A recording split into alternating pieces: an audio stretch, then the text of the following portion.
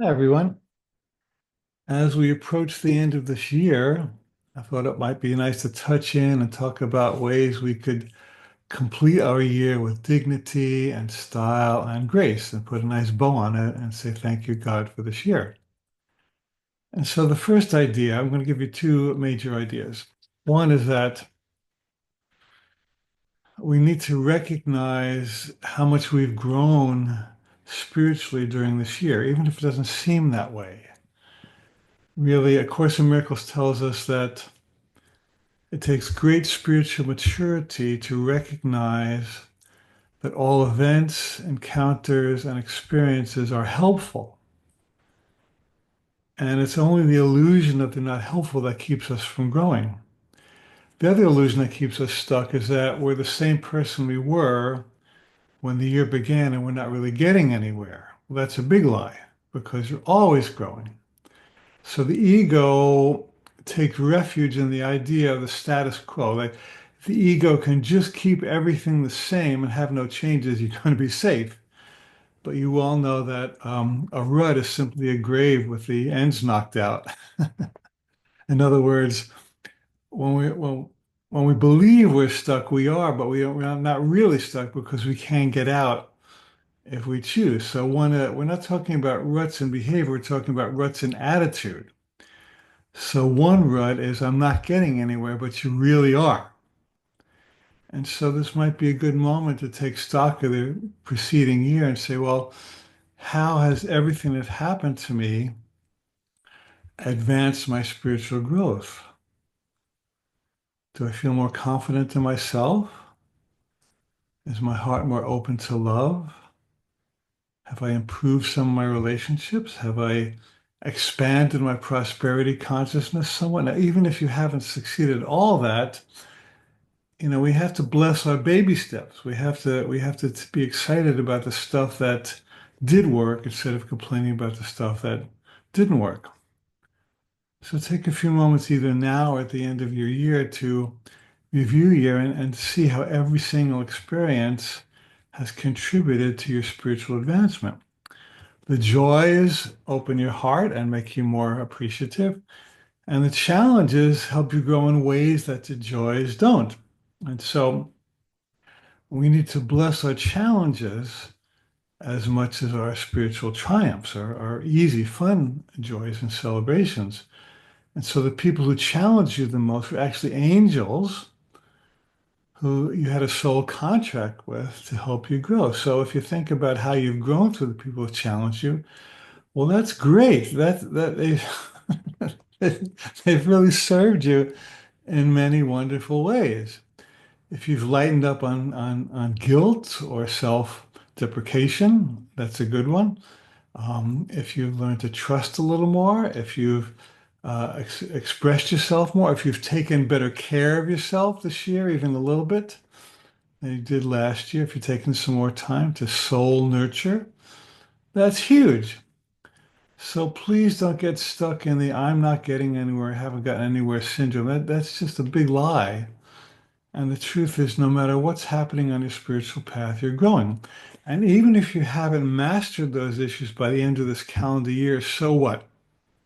Some stuff will carry forth into next year, but that's when you'll complete it. The Spirit does not view us through calendar years. That's just a human invention, but it helps us focus.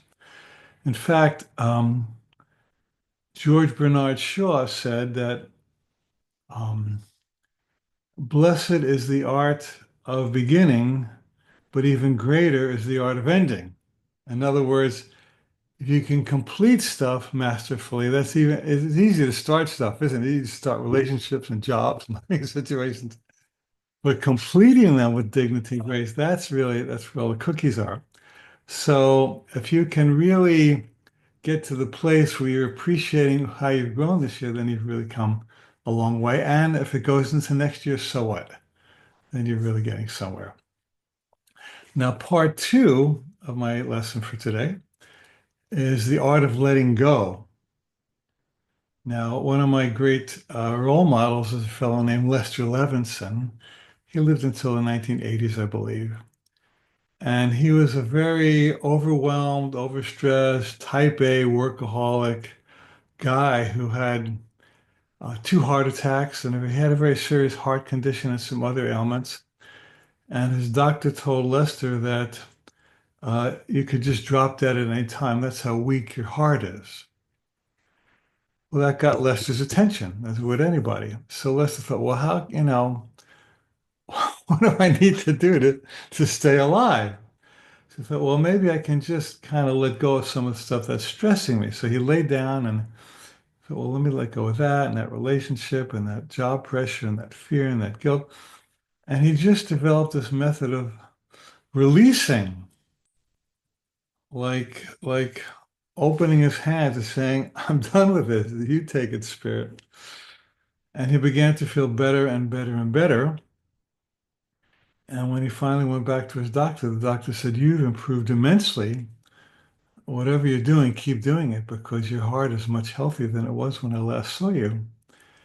And Lester lived another 40 years. I think he died at the age of 84, something like that. And he lived those healthy years. And he called his method the Sedona Method because he was in Sedona, Arizona at the time he developed it.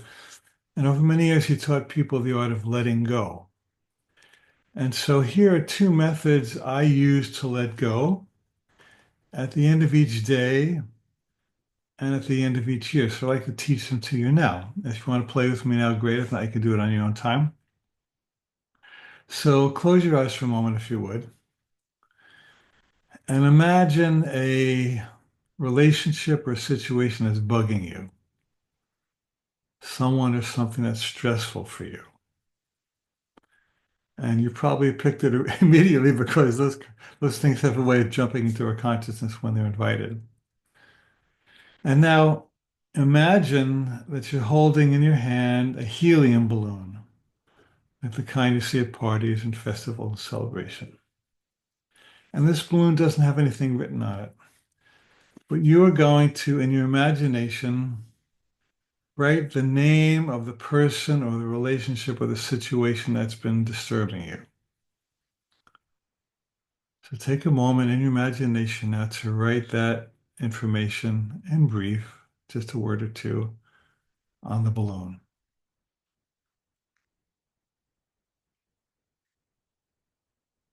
You got it? And now in your imagination, release the string of that balloon and make a statement of affirmation, something like, I let you go now. I release you. I put you in the hands of God. I put you in the hands of Spirit. I'm done holding on to this. Whew. And in your mind, you open your hand and you watch that balloon float up, up, up, up into the sky.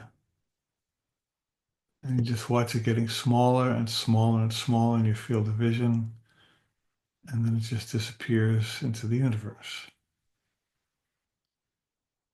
And if you've done this sincerely, then something shifts inside you. You've had actual experience of release. And release equal healing. I call it getting to A-H-H-H, getting to Course in Miracles says that healing is release from fear. So as you've released this person or this situation, simultaneously you've released the fear associated with it. And if you have any trouble doing this, just ask Spirit for help. Just say, okay, Spirit, I don't know if I could do this all myself, but you please take this balloon, take this person, take this relationship, take this situation, and I just let it go into the universe. I can use some help in letting it go. And so you let it go. And if you really do this sincerely, it really works. It's like an And after this video in your own time, you can just do several different situations, 3 or 4 different situations that people like to let go of. I do this very often before I go to sleep. And I release the events of the day. Somebody cut me off in traffic. Somebody says something I didn't like. I had a disappointing encounter. There's little things that, bug me during the course of the day. I just let that go, let that go. I let the balloon go up. And I also let go of the good stuff from the day. Somebody said something nice, I got a nice check in the mail. I appreciate it, but now time to go to sleep. I'll let it go because I don't want all, I want my consciousness clear to be completely open and available to deep guidance during my nighttime when I sleep. And sometimes angels will come to you, or relatives, or spirit guides, or just some teacher will come and help you in your nighttime. But if you carry your stuff from your day into your night, into your sleep, you're going to have dreams to work out that stuff, which limits your ability to receive the highest guidance during your sleep time. So we're talking about this now for the end of the year. You can sit down and do this for the entire year. Release that, let go of that, release that, let go of that. Gone, done, done, done. And really, don't let the ego fool you into thinking this doesn't work, because it does. I do this on a daily basis and it does work. And at the end of the year, you do a big release. So that's one method. The other angle on this that might be more fun for you is the same idea. You imagine an electrical appliance, like a toaster or a lamp, and it's plugged into the wall. And the toaster is hot, or the light is on in the lamp. And you take some situation you like to let go of that's been bugging you, once again, a person, a relationship, a situation, and you write it on the toaster or the bulb of the lamp. And then you pull the plug out of the wall that's been heating the toaster or lighting the lamp. And what you're doing, in effect, is saying, I now decharge this. I now remove this from whatever was powering my upset. It's not plugged in anymore, so this issue is not going to have any juice. It's not going to have any electricity in my consciousness. And this is another fun way to do it. You can use either method; they both work, or both.